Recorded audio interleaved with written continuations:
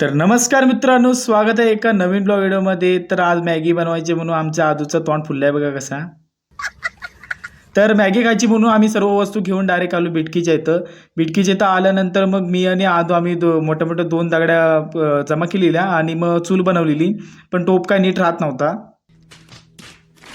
लावून झाल्यानंतर आजूला आणि सार्थकला कामाला लावलं. सार्थकला फाटी आणायला लावला आणि याला कचरा काढायला लावला. त्याच्यानंतर मग मी आपला फाटी पेटत होतो.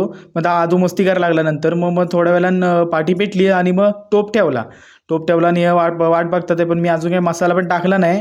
तर आज मस्तपैकी झणझणीत त्यांना बनवून खायला देणार.